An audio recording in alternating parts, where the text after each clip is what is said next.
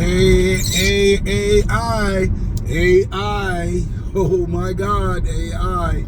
This is Jeff Carroll, Sci-fi Express Lane. I got an idea that just happened to me while I was actually driving to work on AI. I was texting somebody and we was just talking. Actually, let me shout him out. I was texting Milton Davis and we was talking, texting back and forth about my AI podcast that I used for my last Harlemite comic series, and I've been open to AI, right? I've been open to AI. I'm not going to hate on it because I use Grammarly. I'm a school teacher, English teacher, and we can't win the fight against the future and technology. So the best thing that we've learned in the educational field is to embrace it and kind of guide it where we can use it. I do an AI checker for all of my online essays. It stopped us from having kids write online. Now I have my students write in their notebook and then take a picture of it and upload it.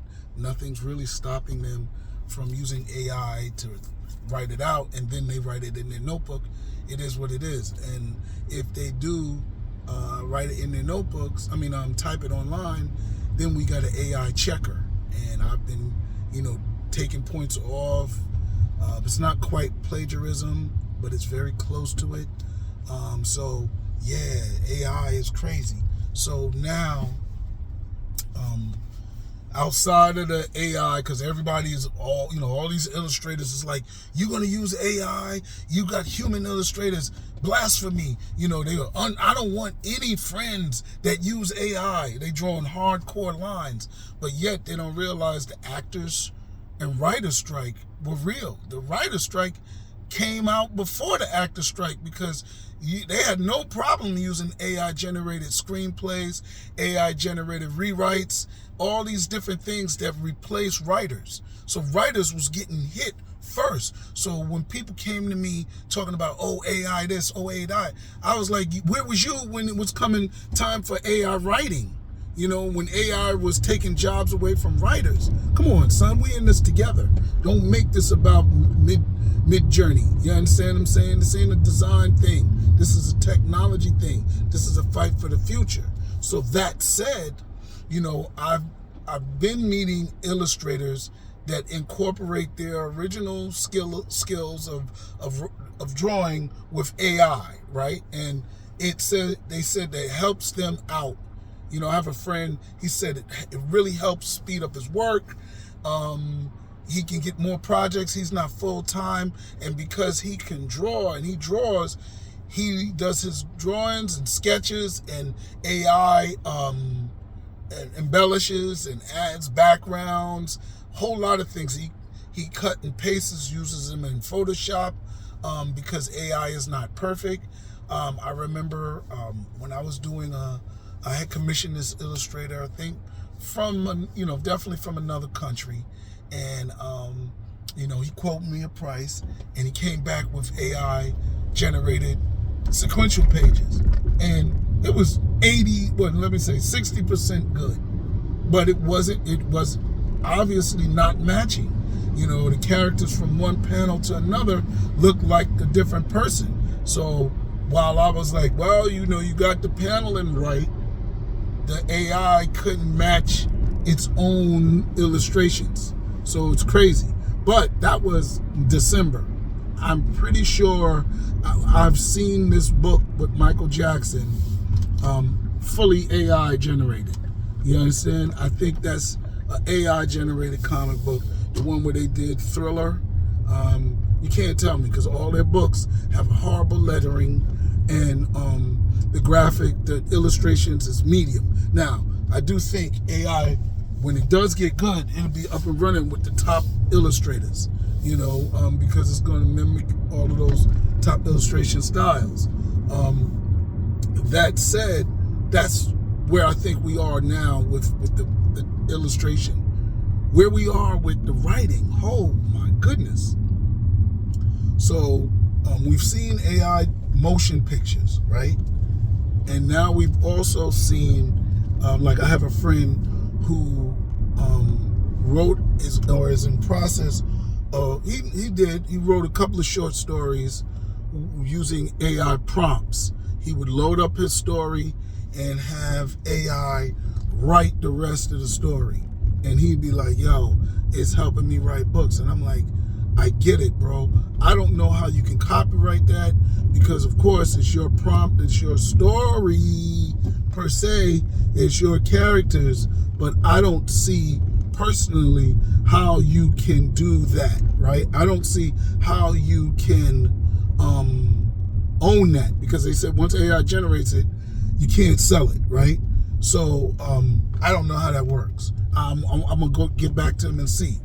Now the other day, maybe 2 weeks ago, my son got this idea to do to use the Google podcast thing app to do a podcast on a short story that he written. There's a short story from my book, Sci-Fi Streets. He was in the 6th grade and he wrote a short sci-fi story for his English class. And it was so cool. I edited it up, had him answer a few questions in the story, and I published it in the book. All right, so he took that story and did a podcast. And he played for my wife and I. First we was listening to it, was like, what is this?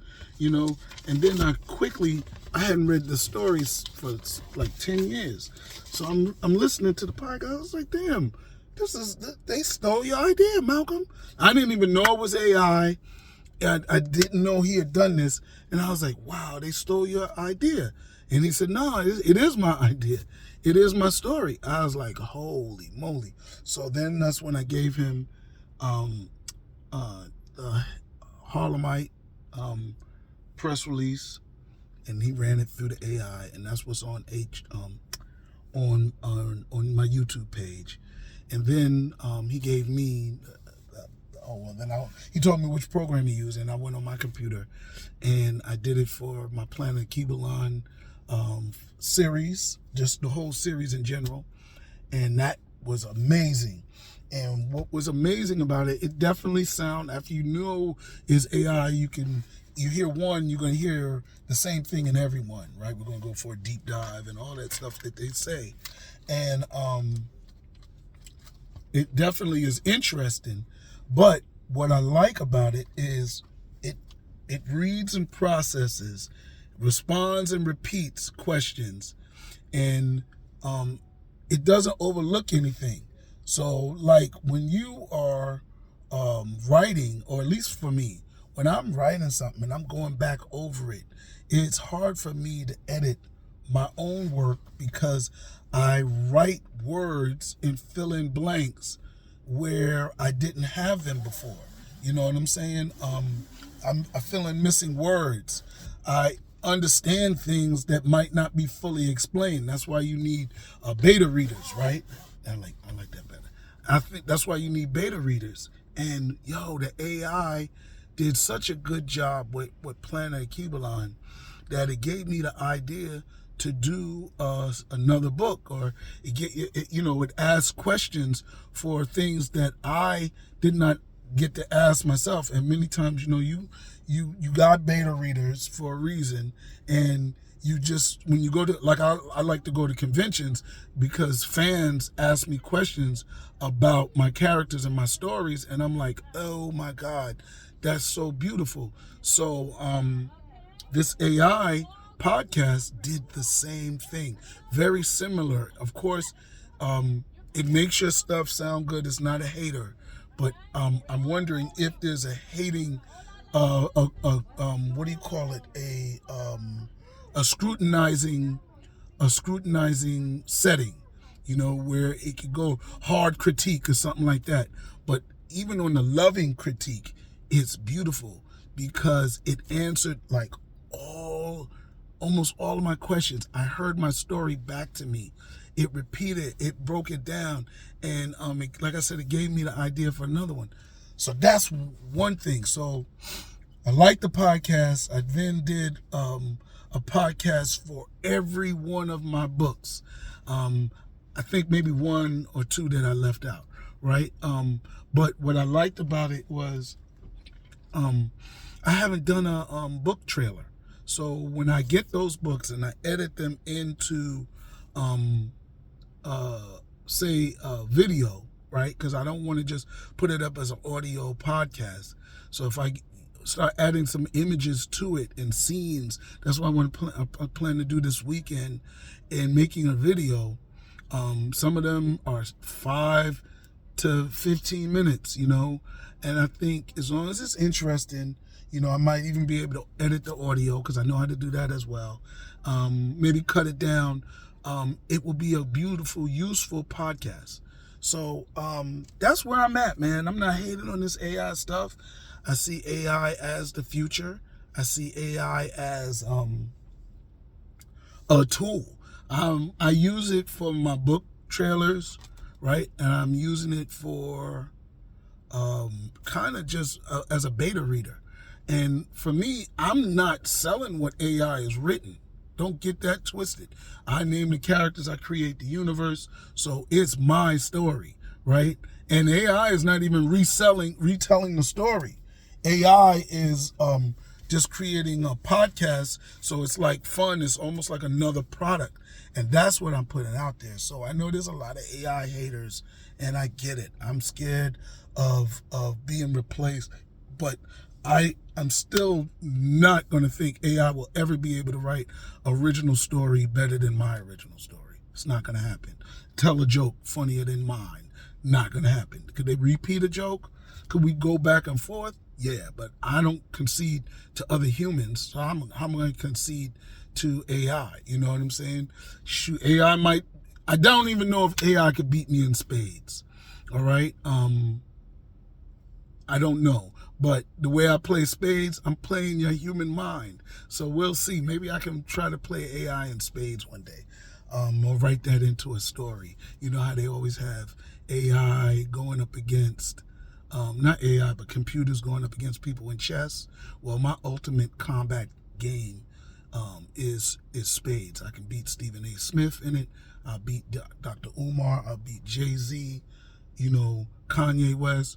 Whoever, Charles White, or whatever his name is, I'll beat them all. I'll probably beat up Barack Obama. Let's bring it. So anyway, that's it. Jeff Carroll, sci-fi writer, sci-fi comic book maker, filmmaker, all of that. What else? Like, subscribe, share, and comment. Wow.